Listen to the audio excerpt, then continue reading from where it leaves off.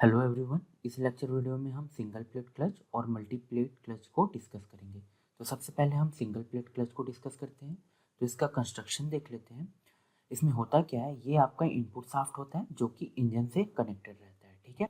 और ये होता है आपका आउटपुट शाफ्ट जो कि गियर बॉक्स से कनेक्टेड होता है, ठीक है। प्रीवियस लेक्चर वीडियो में आपने देखा था कि यहाँ पर जो क्लच होता है आपका इंजन और गियर बॉक्स के बीच में लोकेट होता है, ठीक है। तो इसमें आपका इनपुट शाफ्ट आपके इंजन शाफ्ट से कनेक्टेड रहता है और जो आउटपुट शाफ्ट है वो आपके गियर बॉक्स इनपुट शाफ्ट से कनेक्टेड रहता है। अब ये इनपुट शाफ्ट है जो या फिर इंजन शाफ्ट, इससे आपका फ्लाईव्हील कनेक्टेड रहता है, ठीक है। और जो आउटपुट शाफ्ट है वहां पर आपका प्रेशर प्लेट और क्लच प्लेट, ये आपका प्रेशर प्लेट है ये वाला, ठीक है, ये प्रेशर प्लेट है और ये वाला आपका क्लच प्लेट है। तो इस तरीके से इसका कंस्ट्रक्शन है। अब होता क्या है, यहाँ पर आपका पैडल अरेंजमेंट रहता है, ठीक है।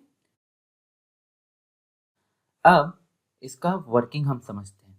तो मान के चलिए सबसे पहले आपको डिसएंगेज करना है, ठीक है। डिसएंगेज का मतलब है कि जो आपका इनपुट शाफ्ट मतलब इंजन से जो पावर आ रहा है, यदि आपको आउटपुट शाफ्ट मतलब गियर बॉक्स की ओर ट्रांसफर नहीं करना है पावर को, तो उस समय आप क्या करेंगे, या फिर आपको गियर चेंज करना है, उस समय आप क्या करेंगे, ये क्लच पैडल को आप प्रेस करेंगे। तो जैसे ही आप प्रेस करोगे क्लच पैडल को, तो जो ये स्प्रिंग है यहाँ पर, ठीक है, ये क्या होगा, कंप्रेस होगा। कंप्रेस मतलब ये इधर पीछे की ओर राइट हैंड साइड की ओर मूव करेगा। अब राइट हैंड साइड की ओर मूव करेगा तो उसके कारण क्या होगा, ये आपका जो प्रेशर प्लेट है ये भी क्या है, राइट हैंड साइड की ओर मूव करेगा, ठीक है। जिसके कारण जो आपका क्लच प्लेट है वो क्या है, फ्लाईव्हील से अलग हो जाएगा, ठीक है। तो इनके बीच क्या हो गया, डिस्टेंस आ गया है, जिसके कारण क्या होगा, जो आपके इंजन से जो पावर आ रहा था वो क्या है, अब आउटपुट शाफ्ट में क्या है, ट्रांसफर नहीं होगा, ठीक है। अब मान के चलिए आपको एंगेज करवाना है। एंगेज मतलब पावर को जो इनपुट शाफ्ट से आउटपुट शाफ्ट में आपको पावर ट्रांसमिट करना है। तो उस समय क्या करेंगे आप, यहाँ से अपने अपने पैर को क्या है, स्लोली रिलीज करोगे। तो जैसे रिलीज करोगे आप अपने पैर को, तो ये क्या होगा, जो स्प्रिंग है वो क्या है, एक्सपांड होगा। एक्सपांड मतलब ये जो स्प्रिंग है ये लेफ्ट हैंड साइड की ओर मूव करेगा, जिसके कारण क्या है, ये प्रेशर प्लेट को पुश करेगा, ठीक है। अब प्रेशर प्लेट और ये जो क्लच प्लेट है वो क्या है, फ्लाईव्हील के कांटेक्ट में आ जाएंगे। अब क्या हो गया, ये एंगेज हो गया, ठीक है। जिसके कारण क्या होगा, जो इंजन से जो पावर आ रहा है वो क्या है, अब फ्लाईव्हील से होते हुए क्लच प्लेट और क्लच प्लेट के बाद आपके प्रेशर प्लेट से होते हुए आपके आउटपुट शाफ्ट में ट्रांसमिट होंगे, ठीक है। तो इसका मैंने जैसे कि दोनों बताया है, डिसएंगेज और एंगेजमेंट। अब इसका पावर ट्रांसमिशन क्या होगा, यदि पावर ट्रांसमिशन होता है तो इसमें इंजन शाफ्ट यहाँ से, ठीक है, इंजन शाफ्ट से क्या होगा, फ्लाईव्हील में जाएगा। फ्लाईव्हील से आपका आपका ये क्लच प्लेट से प्रेशर प्लेट के बाद ये आपका आउटपुट शाफ्ट, यदि आपका ये जो क्लच है वो क्या है, एंगेज पोजीशन में है, ठीक है। तो उस समय क्या होगा, पावर ट्रांसमिट होगा, ठीक है। अब इसका एक वर्किंग एनिमेशन देख लेते हैं हम।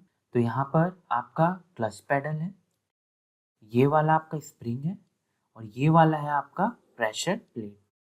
ये वाला पोर्शन है आपका क्लच प्लेट, ये वाला है आपका फ्लाईव्हील, ये वाला आपका इंजन शाफ्ट है और ये वाला जो शाफ्ट देख रहे हो ये है आपका गियर बॉक्स से कनेक्टेड रहेगा। अब इसका वर्किंग क्या होता है, जैसे ही आप क्लच पैडल को प्रेस करते हो उसके कारण क्या होता है, ये जो आपका स्प्रिंग है ये कंप्रेस होता है, मतलब ये राइट हैंड साइड की ओर मूव कर रहा है। जिसके कारण क्या होगा, आपका प्रेशर प्लेट और क्लच प्लेट ये भी क्या है, राइट हैंड साइड की ओर मूव करेंगे।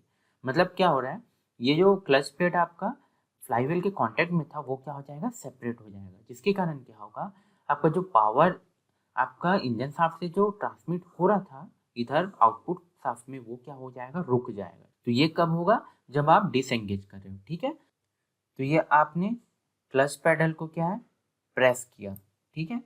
तो प्रेस कर रहे हो तो यहाँ पर देख रहे होगे, हमने जैसे ही क्लच प्लेट को प्रेस किया है ये क्या है, स्प्रिंग कंप्रेस हुआ।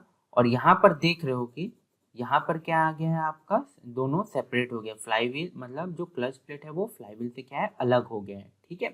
तो हेंस क्या है, ये जो आपका इंजन से जो पावर आ रहा है वो क्या है, अब आपके आउटपुट शाफ्ट में ट्रांसमिट नहीं होगा।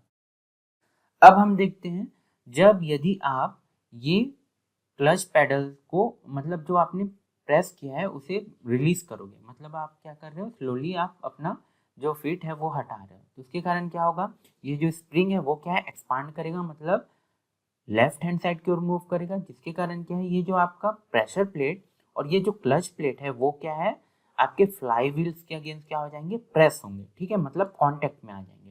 कांटेक्ट में आएंगे तो क्या होगा, जो आपका इंजन से जो पावर आ रहा है अब क्या है, आपके आउटपुट शाफ्ट में ट्रांसमिट होगा। तो ये आपने जैसे ही इससे अपना पैर को रिलीज किया, मतलब क्लच पैडल से, उसके कारण क्या हो गया, आपका स्प्रिंग एक्सपांड हुआ।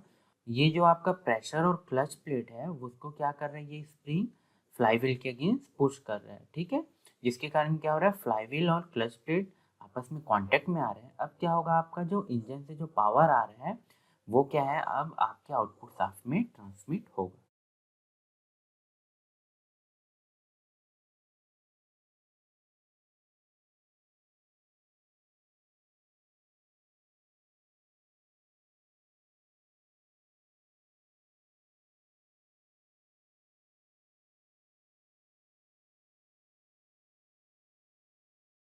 तो ये था आपका सिंगल क्लच प्लेट का वर्किंग। इसके बाद हम देखते हैं मल्टी प्लेट क्लच, ठीक है।